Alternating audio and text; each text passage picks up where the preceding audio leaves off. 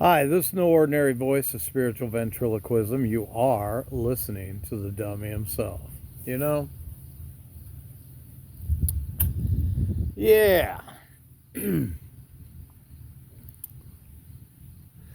How's everybody doing today? Good. I know what your response is going to be. All is well. Hallelujah. And it is. It is. You know, when you go back to scripture, it's always there's always been a struggle. Okay?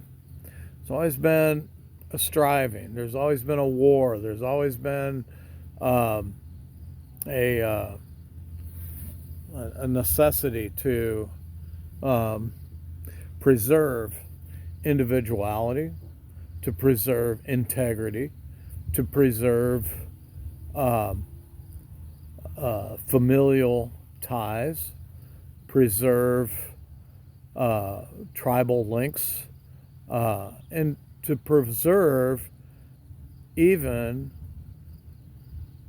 basically living at peace with all men, which the scripture says, without such no man shall see Yah. However, those lines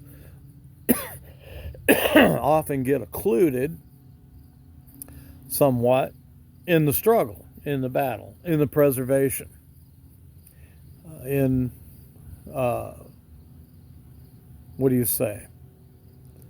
Making sure that the ledger of life is accurate. Okay? All right. Hope everybody's following me there. Okay?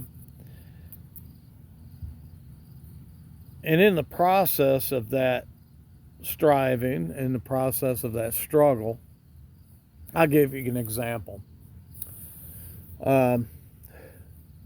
Genesis. Um, he says that, was it 20, verse 26 of the first chapter? It says, and I will give you dominion over the earth, basically. That's what he's saying. Over the fish of the sea, the fowls of the air, the beasts of the field, and everything that creeps on the earth, you shall have dominion. It says, and you shall rule over them.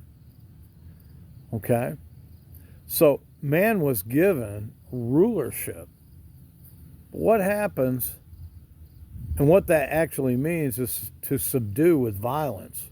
Okay? Always does in Scripture. It never deviates. When you see that word rule, it means to subdue with violence. And though it doesn't mean you go slapping your wife around or anything like that, it doesn't mean, that, but it means you're going to have dominion over her. And the fact that you have dominion, patriarchal dominion, okay, what it does is it shows an order of how you conduct yourself in a marriage situation or in a work situation out there in workland or in a familial situation. Okay? And what that means is that each individual male of the family has to have, what do you say, a safety stop on encroaching authorities into his own personal domain, because when we were created, and even how the tribes were set up, we were intended to be free, we were to be patriarchal, we were to be what do you say, independent, on self-autonomous. That is the idea. That's why the tribes were set up the way they were. Okay? We were set up where, when it came to, we'll just say, for example, Judges 19, okay? They had to get tribal buy-in before they could act, okay, amongst one another. And that was the case of the Levites' concubine, and that was also the case, that, they were going to end up, going to war against one of their brothers over what do you say, over their misconduct within the collective tribes, independent, self-autonomous tribes of Israel. They had to get that buy-in. That's God's pattern. Okay? Later, they decide they're going to reject that pattern. They're going to say, no, we're going to have a king. We're going to have somebody tell us what to do because, we're basically lazy. We basically refuse to live free. We basically abhor having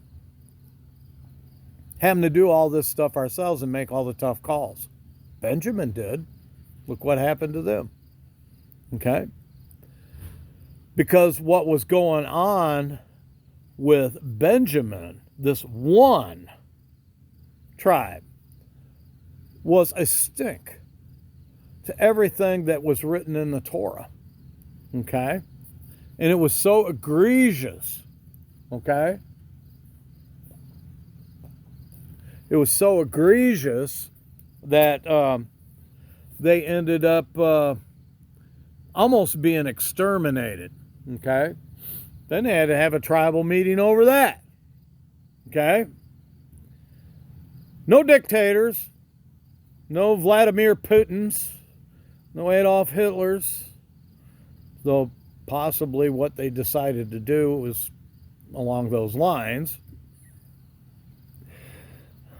Sucks being him. They were forced to try to, backpedal and backstep what would be considered complete genocide of their brother. Okay? And so what they did was they decided to get together. They had a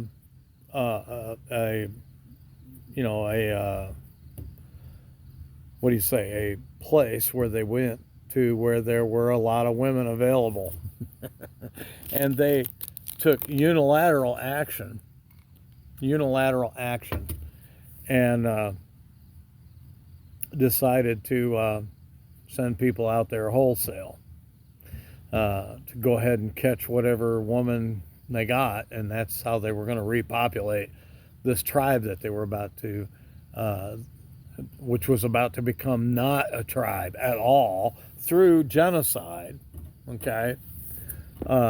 Because that was thought to be that was just, they went too far, okay? Now, it's terribly unsettling that you have to get to that with your brother, okay? It's terribly unsettling that that's what it's going to take to right the wrong, to set the ledger straight, okay? But that's what they did. So they all captured a bunch of women at a party, and, whether it was a feast or whatever. It was probably some, probably around a feast day. And that's what they did. So they preserved their brother. But let's not forget the fact that, the tale about Judges 19 is about the struggle and the striving to collectively, as tribes of Israel, adhere to the Torah of Yahweh. No centralized authority, no chief shepherd. That's the biblical pattern, okay? All right. So, now that that's the biblical pattern, we have to understand that this is the thing that happened. So they all decided that one day, they got together, they decided they didn't like having this Ark of the Covenant with an invisible leader. They wanted a leader they could see. They wanted a leader they could see. But we'll just say that. They wanted a physical representative. They're going to he's going to be a king, okay? Forget the fact that their king was already ruling over them. They wanted another king. They wanted a king of flesh and blood, a king that they could see, okay? All right? And I think that was well described in a Hollywood production. That point was well made out. Very biblical. So they chose their leader of flesh and blood, and then they decided that wasn't the way to go. But I don't want to get off of this topic about the struggle to stand in the gate, the struggle to lift up the poor's head, to protect the widow and the orphan, especially the widows. Now, if there's anybody that's getting plunked, if there's anybody that's getting pimped in religion today, it's got to be the widows. Why? They're getting pimped because they don't have a custodian or a covering, okay? They don't have someone to look out for their best interests or to take them into their own home and as a wife and to bestow upon them covering, protection, food, raiment, and conjugal rights, okay? That's the job of a covering, someone who's covering a woman. A custodian, it's a little different, okay?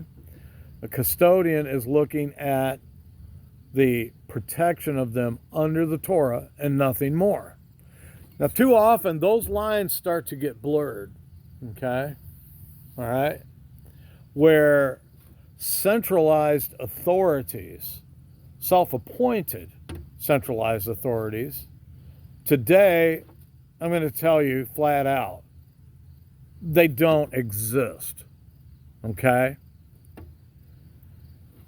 Today, there are no people that are above reproach at all. There are those who have made themselves above reproach, and that's because, they found an easier way to make a living, okay?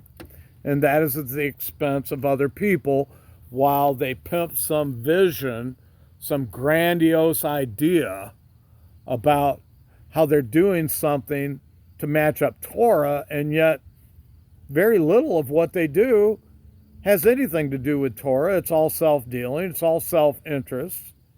It's all consolidation of power and feeling important and relevant and stroking your ego and basically getting to the point where you become a dictator, where you put yourself in the place of the Messiah, the place of Yah himself, where you not only have temporal power, like the Pope of Rome, or one of these, overseers, pastors, evangelists, teachers. What you have, these men will go beyond that, and they will take it to the next level, into the sweet by and by and the great pie in the sky, and who's going to get a slice and who ain't, who's going to end up, in the oven, and who's going to end up in the nice cool breeze and eternal bliss and all of these other, benefits that are, mentioned in Scripture. And we decide we're going to make this compartmentalism. The have and the has-nots. You know who said that? Karl Marx. He said that.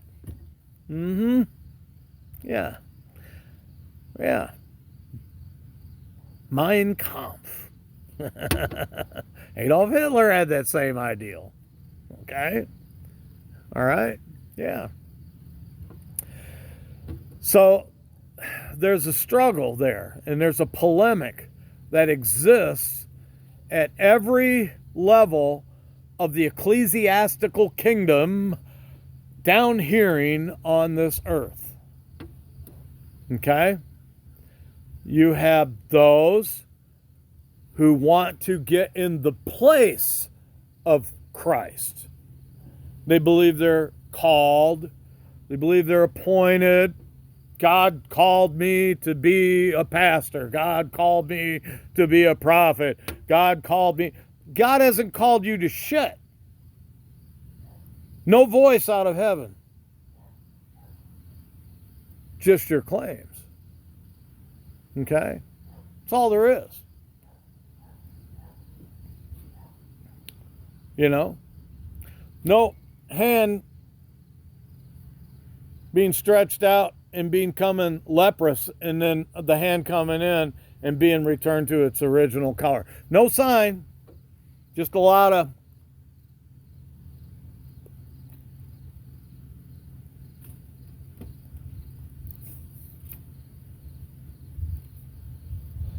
and that's what you have today. Out of the best of them. Out of the best of them. That's the struggle. Men have taken this mandate from mankind having dominion. That means everybody now, okay? When he's speaking to Adam, he's speaking to Adam's descendants too, okay?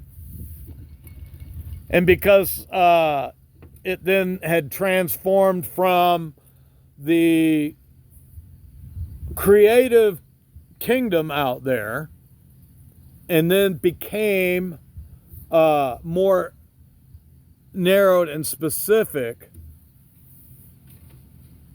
under the prophet Samuel, under Torah and under the prophet Samuel. The setup was a decentralized brotherhood. Okay? Nobody sitting in one place saying, nah, I ain't buying it. You know? Burn the witch. Right?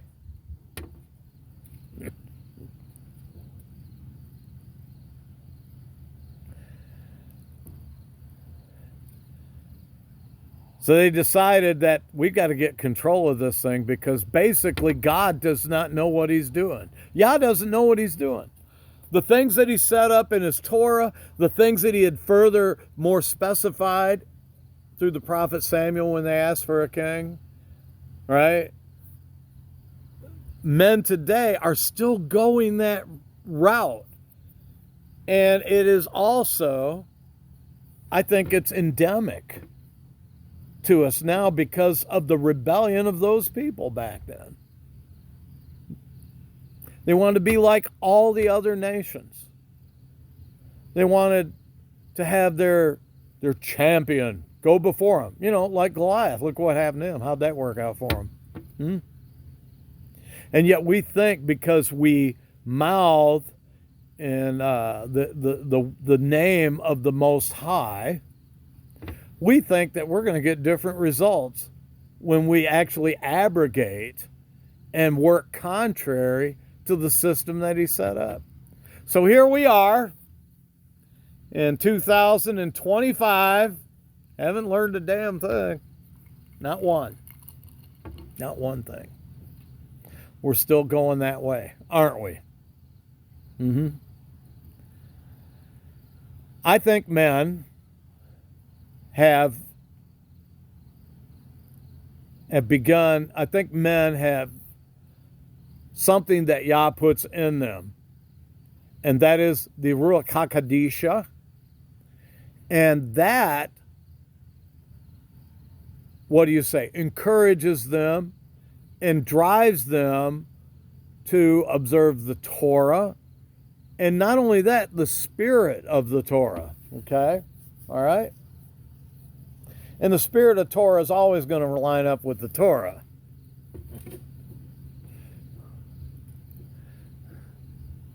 It's always going to do it. It's one and the same thing. And if the spirit of the Torah is not lining up with the Torah, then it's not. It's just not the Torah. It's not the instruction. So many people have fallen into the trap that the Torah is law. It's not law. Okay? Oh yeah, there's commandments. Okay? But even they are instructions. If you do this, this is what's going to happen. If you do this, this is what's going to happen. Deuteronomy 28 and 29. Simple as that. Follow the instructions, you're going to do well. When you deviate from the instructions, you're not going to do so well. That's the struggle we have today.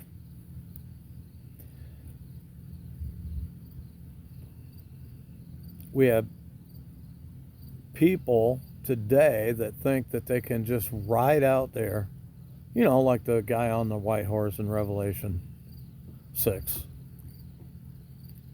Not the white horse in Revelation 19. Somewhere in that neighborhood. It's another one. And what does he have? He has a bow in his hand. And he's out there making war. And he's conquering.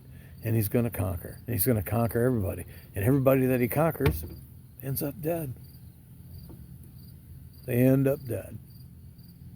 Haven't we learned anything yet? Haven't we learned anything about the struggle today?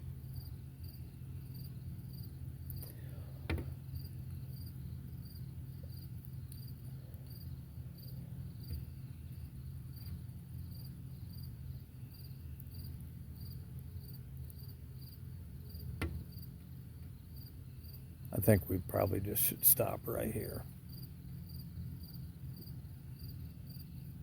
Yeah, that'd be a good place to stop. Shalom.